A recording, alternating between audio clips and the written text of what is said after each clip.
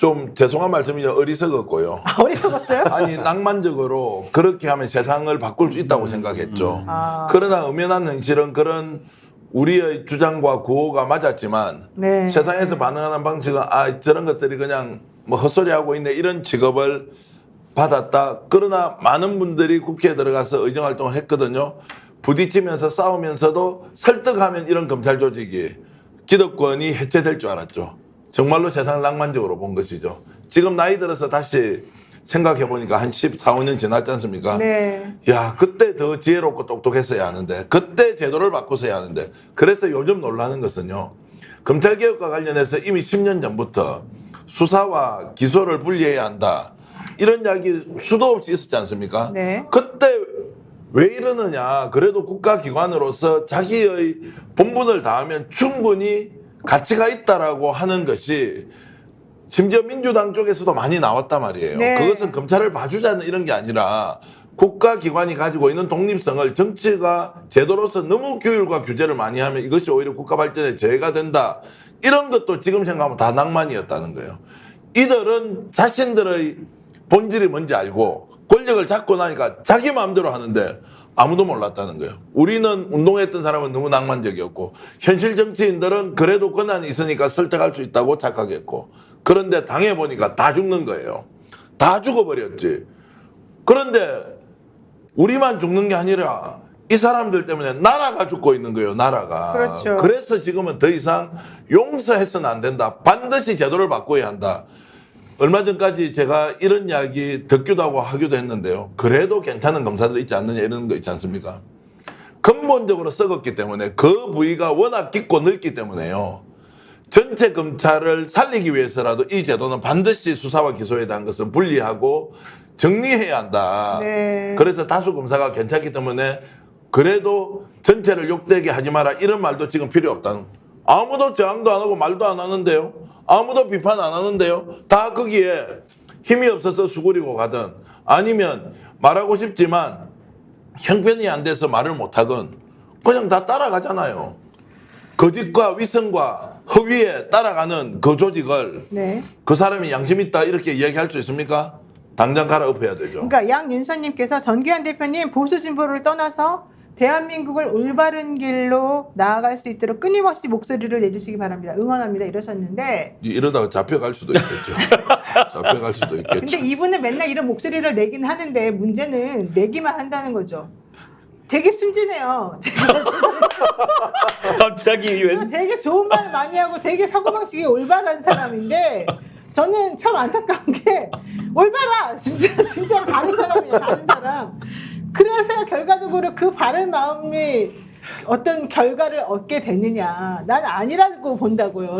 제가 미안하지만 그래서 그렇게 안 지금은 되더라고요. 제도를 바꿔내야 안 된다고요. 이제 말로는 안 돼요. 내가 미안한데 나보고 순진하다는 사람도 많은데 내가 보기엔 저 사람이 더 순진한 게 왜 그러냐면 권력을 진 사람들은 권력을 내려놓지를 않더라고요. 근데 권력을 갖고 있으면서 쓰지 못한 사람이 제일 바보. 난 그 사람이 바로 노무현과 문재인이 제일 그랬다고 생각을 하고 있고 그래도 그나마 권력을 잘 활용할 수 있었던 그리고 나쁘게 안 썼던 사람이 저는 김대중 대통령이라고 생각하고 권력을 쥐니까 그냥 아주 있는 거 없는 거 쥐어짜가지고 정말로 절대 내려놓지 않겠다고 하는 게 바로 지금 현재 대통령인 것 같고 그런데 아까 낭만 얘기하고 그런 얘기가 왜 나오냐면 내가 지금 가지고 있는 이걸 제대로 잘 써봐야지 다른 사람도 나와 같겠지 이 생각 가지고 있으면서 그냥 지금 바보같이 하고 있는 거 그래서 결국은 또 뺏기고 또 줘버리고 그래놓고 나중에 가서 또 어머 왜 그랬지? 내가 왜 이렇게 바보같이 됐지?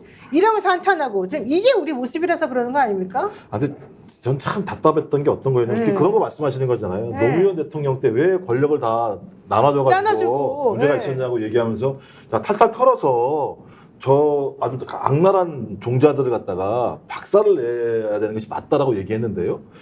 저는 그것이 맞는 얘기인가 이런 생각이 드는 거예요. 그러니까 따지고 보면 윤석열이라는 사람이 거기에 맞게 활동했던 거 아니에요? 그럼 활동했던 내용들을 가지고 갑자기 국민들이 열광해가지고 자식도 대통령 뽑아준 거 아니에요? 따지고 보면 0.73%임에도 불구하고 지금 세상이 얼마나 진보되어 있냐면요. 제가 대학에서 강의를 하는데 이제 대학 강사인데 강사들도요. 인권교육, 젠더교육, 폭력교육 다 받아야 돼요. 근데 여기다가 인신을 구속할 수 있는 권한을 준 거잖아요. 뭐 법원에서 판정을 합니다만 검사는 수사한 거 기소할 수 있는, 인신을 구속할 수 있는 건데 인권 규범도 다 있잖아요, 규칙들도요. 그러면 이런 거 못하면 작사, 그럼 이런 거 작사를 냈었어야 되는 거죠. 근데 그분을 왜 뽑은 거예요? 진짜 이해가 안 가서 물어보는 거예요. 왜 뽑았어요? 저는 안 뽑았어요. 진짜 왜 뽑으신 분들 왜 뽑으신 거예요? 뭘 기대한 거예요?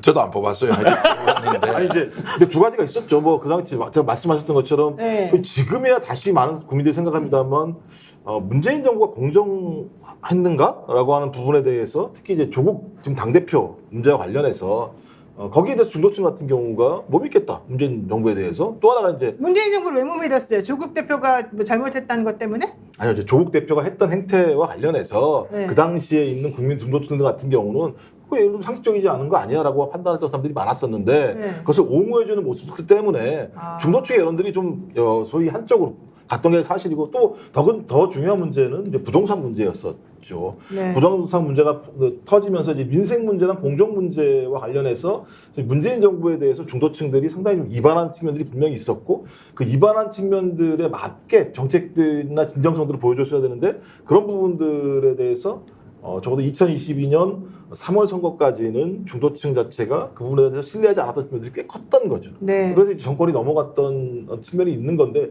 지금에 와서는 이제 검찰의 포악성들이 얼마나 포악한지를 알면서 조국 당 대표가 그 당시에 문제가 있었다, 이게 중요한 게 아니라 오히려 검찰놈들이 탈탈 털었구나, 이제 아니까 소위 40, 50대 같은 경우는 대거 비례대표에서 소위 조국 혁신당을 투표했던 측면이 네. 분명히 있는 건데, 뭐 이것도 제가 아까 말씀드린 시대적 한계이긴 합니다. 시대적 한계이긴 하고 해서 더 중요한, 더 핵심적인 부분들은 검사에게 그런 권한 자체를 뺏는 거예요. 그래서 20대 국회의원 뺏어버려야죠.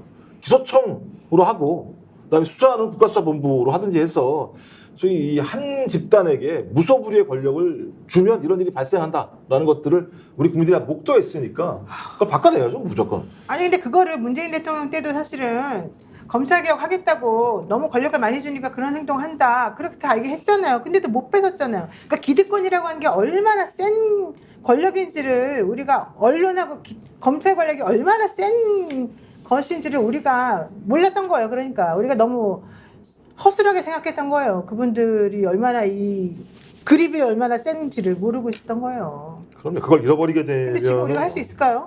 해야죠. 할 수가 있을까가 문제가 아니고요. 그럼 예를 들면 특검 거부권하면 안 되고 안 할 겁니까? 지금까지 못했잖아요. 해야죠. 10번을 못하고 있잖아요 지금. 그럼 그건 이제 불가지죠. 안 된다는 거잖아요. 끝까지 그러면 해야죠. 진짜 어떻게 해야 돼요 이거를. 스픽스는 말하는 언론입니다. 대세는 유튜브, 그중에서 스픽스. 좋아요, 댓글, 구독, 알림 설정. 여러분이 저희를 사랑해 주시고 우리가 여러분을 사랑하는 4가지 방법입니다.